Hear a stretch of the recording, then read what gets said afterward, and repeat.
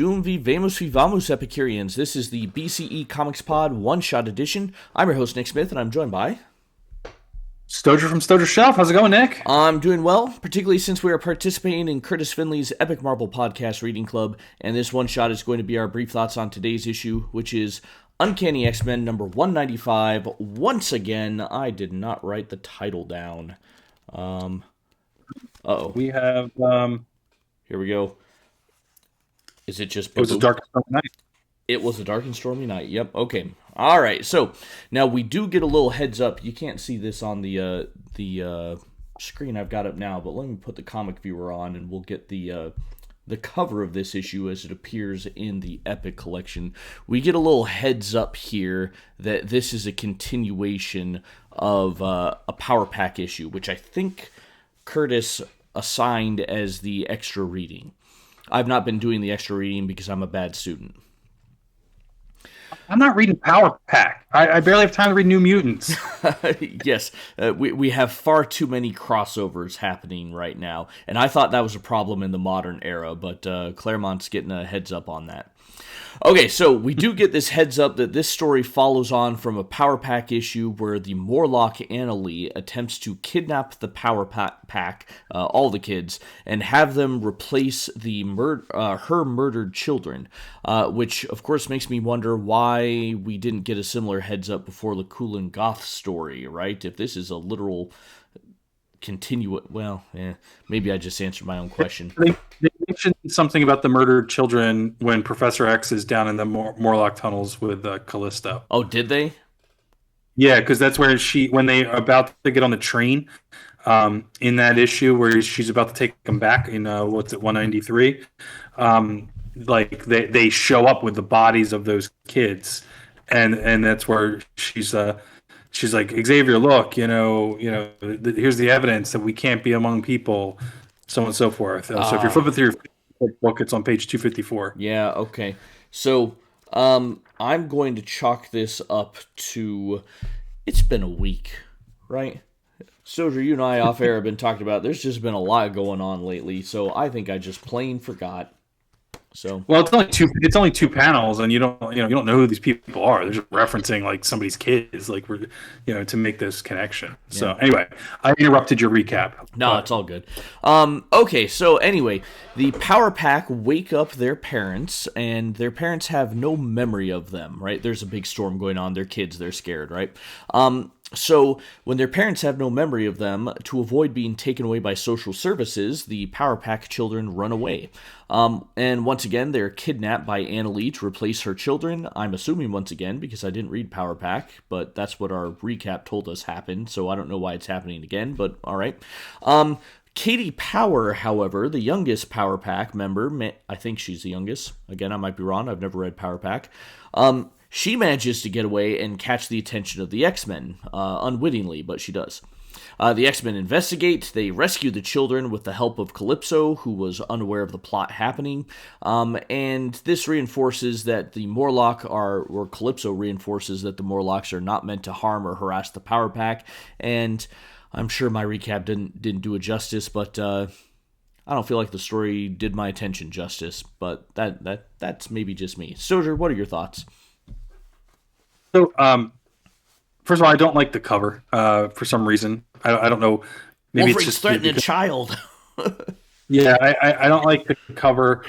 It feels like we got to get a smoking Wolverine. Like I'm not like so much of a prude that like I care that he's smoking, but I just feel like it's becoming the new thing just to show him smoking to show that he's cool versus like just having him be somebody that smokes, right? Mm-hmm. So I don't really want to read Power Pack. I don't care about Power Pack. So for me, if I saw this cover, and I might even own this issue, I probably haven't read it. It's probably like one of those issues I got cheap, and I got it with a bunch of other things, and I threw it in the long box, and I'll read it one day, and it never happened, right? But I actually enjoyed this issue when I got past the pretenses of it. So I'll tell you why I enjoyed it. I thought that the story is, there's a juxtaposition of how dark the story is and how young the kids are. So these kids are like their family completely forgets who they are. They're put out on their own. They're being stolen to replace murdered children, and one of these children is disfigured by Mask in this issue. So I guess I was surprised about how, for something that you would flip through this and think that, like, oh, we're going to get like the Disney Junior version of the story here, and it's not that. So I'm not saying that this is the greatest story ever. I'm just saying that, like, my expectations subverted, in that the story has like decent art throughout. Like, it's all drawn by JR, and I wasn't a fan of the cover, so I was happy to have that. And how, sort of somewhat serious the story is, even if it is a story that is just going to kind of all get worked out in the end. And there's, as a reader, I'm not too worried about the stakes here, but as the people throughout the issue, there is you have a distraught mother or at least somebody who is acting as a mother, trying to steal somebody else's kids, and these people getting disfigured and things like that. So I thought all of that, like, kind of kept my attention once I read through it. I also thought it was interesting, and maybe this is me, somewhat reading ahead.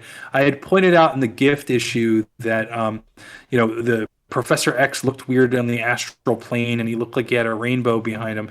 The reason why that stood out to me too so much, other than just it kind of looked a little weird and wonky, is that it looks like one of the Power Pack kids' powers. It looks like the you can see a streaky one on the cover, but later on in the issue, when JR's drawing it, it almost looks like the same exact thing. So, I think, like, subconsciously I was looking at that panel thinking, like, oh, that looks like something we get later, and it just kind of threw me off too. I also, again, like, I'm gonna keep harping on this because eventually Kitty's gonna leave us, because Excalibur is probably only a year or two away. But I do think it's kind of like the way she's using her powers, the way that she's the first one in to infiltrate certain areas, and just that whole scene of, like, her leaving Wolverine in the main alley with everything and kind of saying, like, look, I wish I didn't need to be that way, but go do what you got to do, and kind of going off. Like, I thought that was a very cool scene, a cool panel, and kind of having Wolverine in the dark with his brown and sort of gold costume kind of coming through the shadows there. I thought was pretty cool looking, and something I enjoyed. So, yeah. What did you think? I did like how it seems Kitty is taking on a leadership role, right? It does feel natural that this was kind of leading to this. Although when the characters start pointing it out, then it starts feeling a little weird, but it's still fine. I already said I can't say I cared for this story too much. I get what you're saying about it being a dark story juxtaposed by what we would assume would be sweetness and light of the Power Pack. But and that certainly makes for a more interesting take, and you're absolutely right on that, but it just didn't really do anything for me. It kind of feels like a fill-in issue to me, to be honest. It doesn't really relate to other things that we've been reading. I mean, like, the subplot that we just saw with Storm has been completely abandoned. We just kind of get thrown in the middle of this, and it's going to go away again come the next issue, as we have another event coming in to kind of sweep things through. Don't mean to spoil on that, but I think it's on the cover anyway. So, didn't really care for it, although I will say I kind of had a thought here, which I think maybe occurred to me once before when we saw the Morlocks, but it really solidified my brain now. How do the Morlocks discover so many more mutants than Charles Xavier does, right? Xavier's looking for them. He's the strongest telepath in the world. He has Cerebro to help them out. And I guess the Morlocks have Caliban, all right, and he does the job for the Morlocks, but you'd think Xavier would have been more aware of this group, because he's actively searching for mutants. So I feel like that's something that needs to be explained at some point. I mean, it's cool. They have not explained that. I don't think they've explained that Caliban has those powers. Are they still not?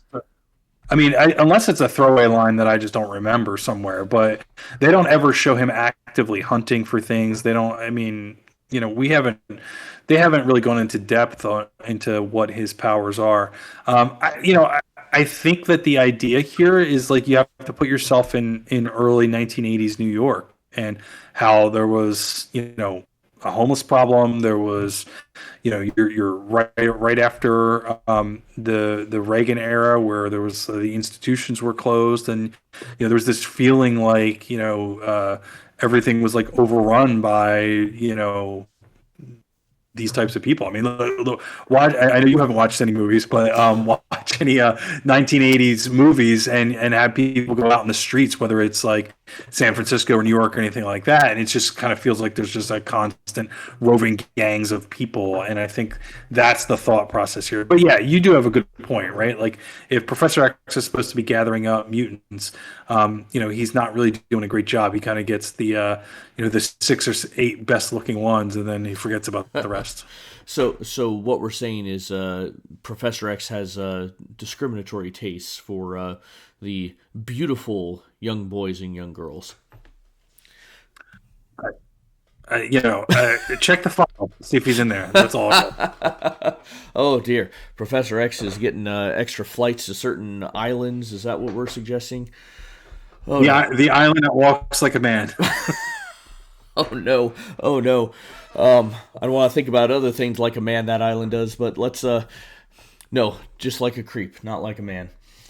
All right, let's put a stop to this. We're going down a bad route. All right, Stojr, any other final thoughts?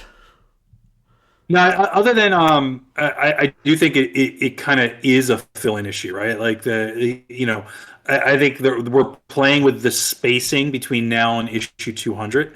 We're close enough to that, so I don't think it's wrong to say that this is a fill-in issue. And I guess the other comment I'll make is I'm reminded about the juxtaposition of the Power Pack and of what I mentioned in this story is also happens in one of the Marvel Zombies books when the zombies take out the Power Pack or something like that, or their zombie children or something like that. So it's not the first time, it's not the last time, I should say, that they juxtapose Power Pack with some dark stuff. Oh yeah, well, I mean, the Power Pack was also in the Power Pack Spider-Man child abuse special book that was released. Did you ever read that, Stojr? Are you familiar with that? Oh no, I don't think so. Is that what is that? It was like a giveaway, and I don't remember. It was some child abuse or shelter group, and I cannot remember the name of them. But they commissioned to have this comic made, which they could give out, and to encourage kids that if they're being hurt or abused, to go seek help, that sort of thing. But yeah, it's Spider-Man and Power Pack in that one. Gosh, I can't remember the name of it, but. Yeah, I guess the Power Pack are a little darker than we'd think, right? Yeah, I'm still not buying their book. I'll buy it for historical sake and curiosity, but yeah, I think I had some Power Pack issues when I was younger, and I don't think I cared for them. But anyway, all right, guys. All right, Nick Spencer's going to have the Power Pack Epic Collection drive going next. Oh, whoops. There's no prize on this one. That was a slip of the button. All right. If you guys have enjoyed our thoughts, thank you very much for watching. Follow us on YouTube. We're going to read, rate, and review a full big collected edition comic once a month, plus these daily one-shots. So thank you as always, and we'll catch you next time.